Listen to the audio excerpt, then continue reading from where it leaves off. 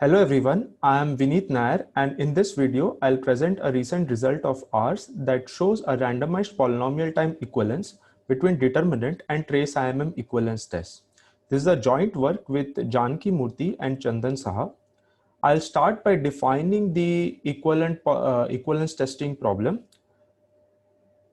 Two n-variate polynomials f and g are equivalent if there is an invertible n cross n matrix A such that f of x is equal to g of A times x. In other words, f and g have the same computational complexity up to a transformation of the variables by an invertible matrix. Equivalence testing is the corresponding algorithmic problem. Here we are given f and g as inputs and the goal is to determine whether f is equivalent to g. In this picture, I have depicted f and g given as black box. That is, we can only evaluate the polynomials at points from the underlying field. But the question also makes sense when f and g are given explicitly as a list of coefficients. And in the corresponding search version of this problem, in addition, if f and g are equivalent, we also wish to output an invertible n cross n matrix A such that f of x is equal to g of A times x. Equivalence testing is a natural and fundamental problem in computational algebra. Its complexity depends on the underlying field f. Over finite fields, when the coefficients of f and g are given explicitly, the decision version of the problem is known to be in NP intersection coam. This follows from this following sequence of works. And hence this problem is unlikely to be NP complete. Whereas over other fields, the best known complexity when the degrees of f and g are at least 3 follows only from the naive reduction to solving a system of polynomial equation. But this problem over rationals is not even known to be decidable, and hence in particular when the degrees of f and g are 3, the problem of equivalence testing is not known to be decidable over rationals. Moreover, solving a system of polynomial equations might be actually much harder than equivalence testing. In particular, it is known that cubic form equivalence, that is when f and g are degree 3 homogeneous polynomials, is polynomial time equivalent to two other natural and fundamental problems in computational algebra: algebra isomorphism and three-tensor isomorphism. This follows from the following sequence of work stated above. I will come to very soon what algebra isomorphism and three-tensor isomorphism problems are, but before that I want to state that these three problems are known to be at least as hard as graph isomorphism owing to the reduction shown in Agarwal-Saxena 2005. Let me now state what the algebra isomorphism problem is. In this, you are given two algebras A1 and A2 as inputs. The inputs are specified by their vector space basis and the corresponding structure constants. And the task is to determine whether A1 and A2 are isomorphic to each other. To explain the tensor isomorphism problem, I need to define first what a D-tensor is. A D-tensor f is a polynomial in these sets of variables x1 to xd, where in each monomial of f has one variable from each set. For example, g here is a 2 tensor in x and y sets of variables. You can see that every monomial of g has one variable from the x set and one variable from the y set. Two D tensors f and g in x1 to xd sets of variables are isomorphic if there are invertible matrices b1 to bd such that f can be written as g of b1 times x1 and so on up to bd times xd. By appropriate sizes here, I mean that if x1 has n variables, then b1 is an invertible n cross n matrix and so on from b2 to bd. The tensor isomorphism problem is similar to equivalence testing problem where you are given f and g as inputs either as black box or explicitly as a list of coefficients. So f and g are D tensors in x1 to xd sets of variables, and the task is to determine whether there are invertible matrices b1 to bd such that f is equal to g of b1 times x1 and so on up to bd times xd. Notice that the question also makes sense in the search version where we need to in addition output these matrices b1 to bd if they are tensor isomorphic. So as I stated before, it is known that cubic form equivalence, algebra isomorphism and three tensor isomorphism are polynomial time equivalent. In addition, it is known that D-tensor isomorphism reduces to 3-tensor isomorphism and D-form equivalence reduces to cubic form equivalence in polynomial time for constant D. In this work, we consider special instances of these three problems: cubic form equivalence, algebra isomorphism, and 3-tensor isomorphism. By special instances, I mean in each of these problems, you might have noticed that there are two inputs to the algorithm. The special instance fixes one input in the problem. So in particular, our results would imply a randomized polynomial time equivalence between the special instances that we consider. The special instances we consider are, in case of cubic form equivalence, G is a trace of a product of three symbolic matrices. In algebra isomorphism, A2 is fixed as a full matrix algebra. And in 3-tensor isomorphism, G is a matrix multiplication tensor. So I will come to what full matrix algebras and matrix multiplication tensors are, and when I explain this results.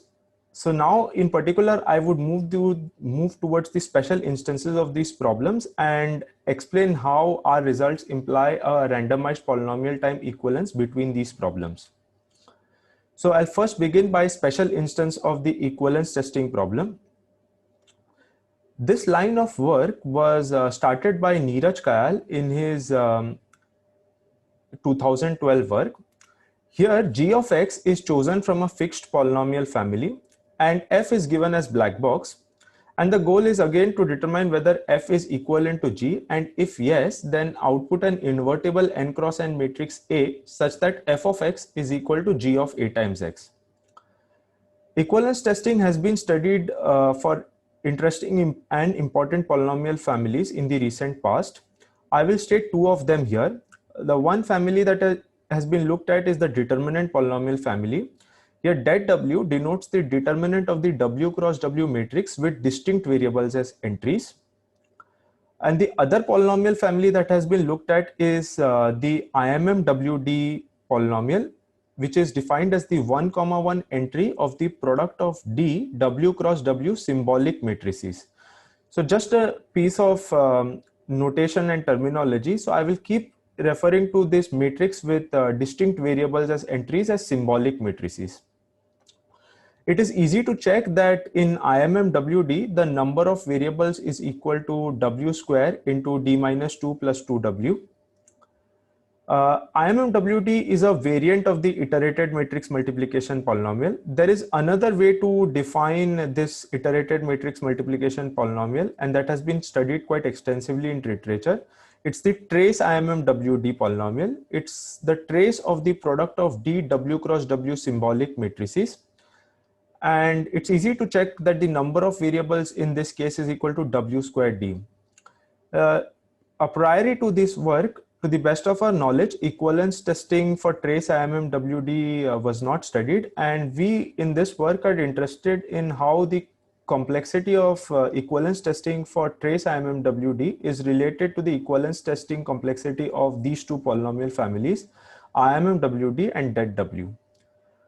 These three polynomial families have been studied extensively in algebraic complexity theory from the perspective of lower bounds, primarily because they are complete for algebraic branching programs, which is a model to compute polynomials, and this model is at least as powerful as the well-known arithmetic formulas. Secondly, determinant and trace IMMWD polynomial families have been studied extensively by mathematicians owing to their nice structural properties. There is another motivation to study equivalence testing for these polynomial families, which comes from geometric complexity theory, abbreviated as GCT. GCT proposes an approach to solve the famous permanent versus determinant problem, which can be stated as follows. Can the permanent of an M cross M symbolic matrix be expressed as an affine projection of the determinant of a W cross W symbolic matrix, where W is polynomially related to M? The conjecture is that this cannot be done, and if this statement is proven to be wrong, then it would imply interesting lower bounds in arithmetic circuit complexity. Moreover, in this statement, we can replace determinant with IMM polynomials and the same complexity theoretic consequences would follow. GCT proposes an approach to solve this permanent versus determinant problem by showing that the padded permanent is not in the orbit closure of the polysize determinant. Viewed in this sense, equivalence testing for determinant is the simpler problem for determining whether a polynomial is in the orbit of det W. Before we move ahead, there is a piece of terminology. I would refer to equivalence testing for determinant at times as det. So having stated the motivations to look at the equivalence testing for these special polynomial families, let me state what is known for det and equivalence testing of IMM-WD. A randomized polynomial time algorithm for det was given over complex numbers by Neeraj Kayal in his 2012 work, and recently Garg, Gupta, Kayal, Saha gave a similar algorithm over finite fields of polynomially large characteristic. GGKS also showed that equivalence testing for det W reduces in randomized polynomial time for constant W to integer factoring. And in the reverse direction, they showed that factoring square-free integers reduces in randomized polynomial time, assuming generalized Riemann hypothesis, to equivalence testing for det 2. This in particular implies that equivalence testing for determinant might not have an efficient randomized algorithm over rationals unless integer factoring is easy. This is quite surprising, as a randomized polynomial time algorithm for equivalence testing of IMM-WD over rationals and finite fields is known owing to a joint work with Kayal, Saha and Tavenas. This is surprising, as I stated before, because IMM-WD and det W have the same computational complexity, but the complexity of equivalence testing for these two polynomials are quite different over rationals. So it is natural to wonder, how is the complexity of equivalence testing of trace IMM-WD, which is computationally same as IMM-WD and det W, related to the complexities of equivalence testing of IMM-WD and det W. In our first theorem, we show that equivalence testing for trace IMM-WD can be solved in randomized polynomial time using oracle access to equivalence testing for det W. A consequence of our result using the result in GJKS 19 is that it gives a randomized polynomial time algorithm that solves trace A over finite fields and B over rationals for constant W using integer factoring oracle. There's a piece of terminology. We will refer to equivalence testing for trace IMM-WD at times as trace. But the question still remains, what about the other direction? Does det reduce in randomized polynomial time to trace, or does trace have a randomized polynomial time algorithm over rationals? We might actually think that since trace IMM-WD and IMM-WD are quite syntactically similar, equivalence testing for trace IMM-WD might follow from the techniques used for equivalence testing of IMM-WD. But contrary to this, we show that actually equivalence testing for det W reduces in randomized polynomial time to equivalence testing for trace IMM-W3. This in particular implies an efficient algorithm for trace over rationals is unlikely unless integer factoring has an efficient algorithm. This is because of the previous result that I stated in GGKS 19. You might actually wonder that at present I have introduced two special instances of the equivalence testing problem and showed how they are connected to each other, but still there is no mention of the special instance of algebra isomorphism or the special instance of 3-tensor isomorphism that I mentioned a priori. Well, it is in this theorem too where the special instances of algebra isomorphism and 3-tensor isomorphism come into picture. The reduction in theorem 2 is accomplished via reduction to a third problem called full matrix algebra isomorphism, which from its name is easy to understand that it's a special instance of algebra isomorphism. So I will move into the special instance of algebra isomorphism testing. Recall algebra isomorphism. We have two algebras A1 and A2 as inputs specified by their vector space basis and structure constants. And the objective is to determine if they are isomorphic to each other, and if yes, then output an isomorphism. FMAI is a special instance of the algebra isomorphism problem where A2 is fixed as a full matrix algebra.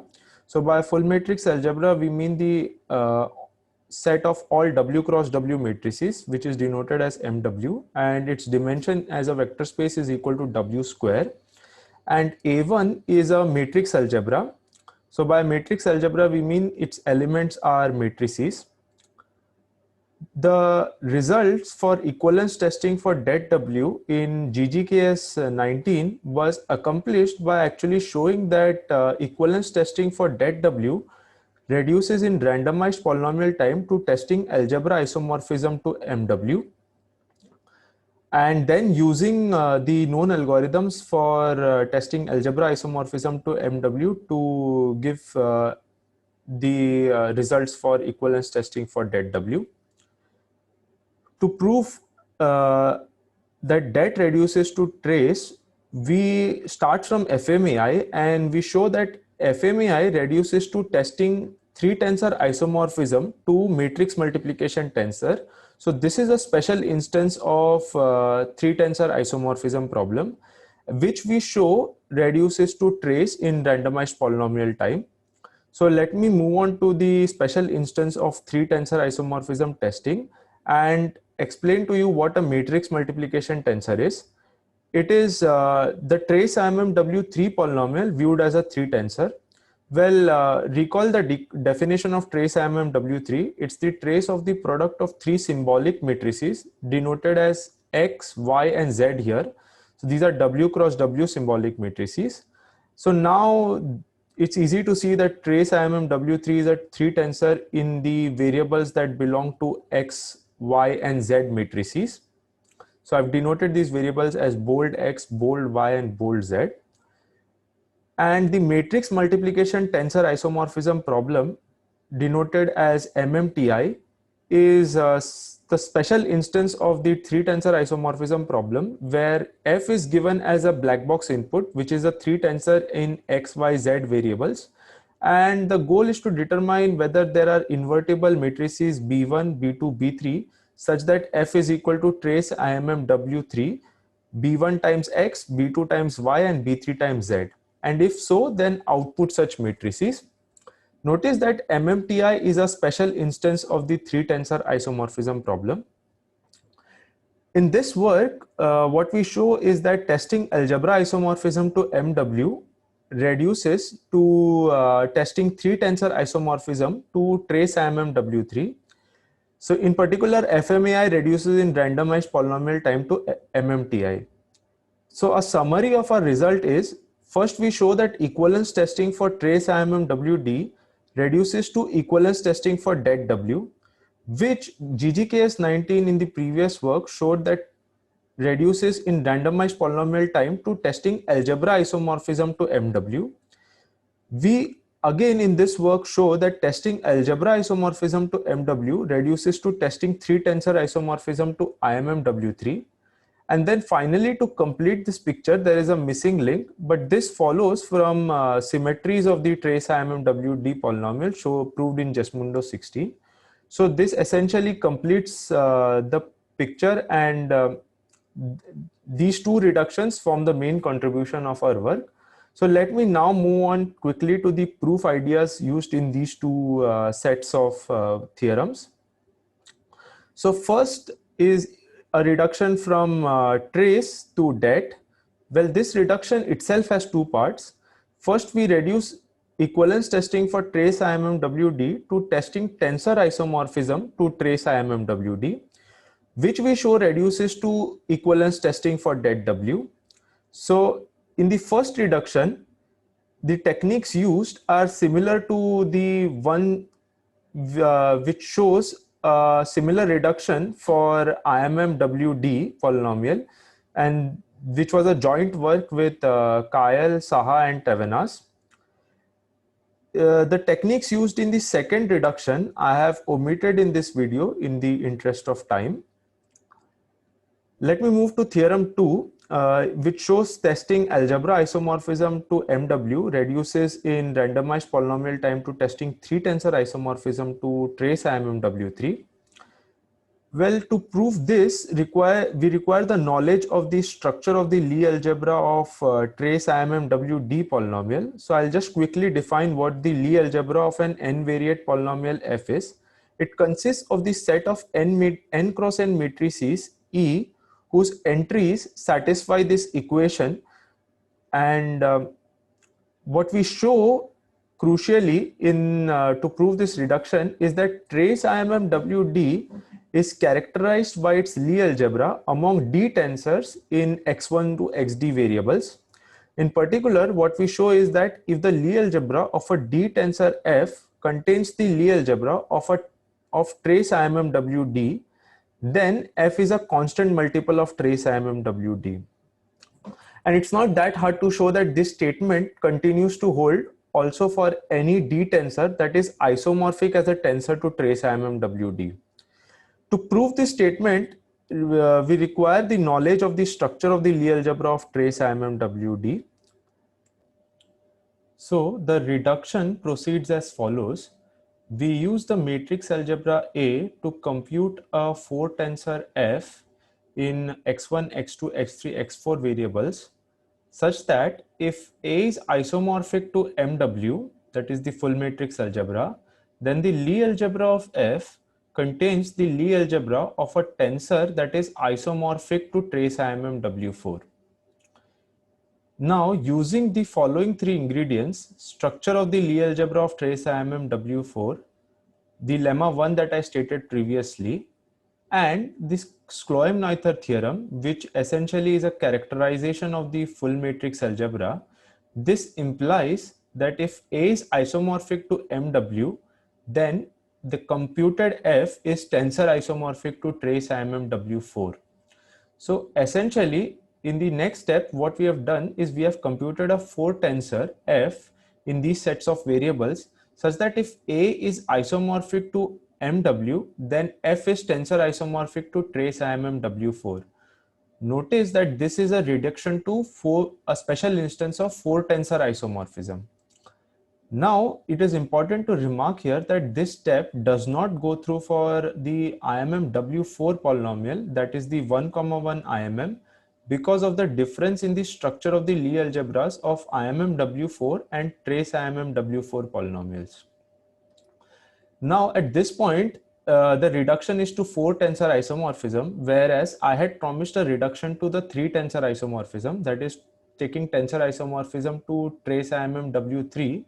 Well, what we show is that this problem actually reduces to 3 tensor isomorphism testing, that is tensor isomorphism testing to trace IMMW3 in the final step, and this sort of completes the proof idea for theorem 2, and this brings me to the end of my presentation, and I would like to thank the viewer for watching this presentation.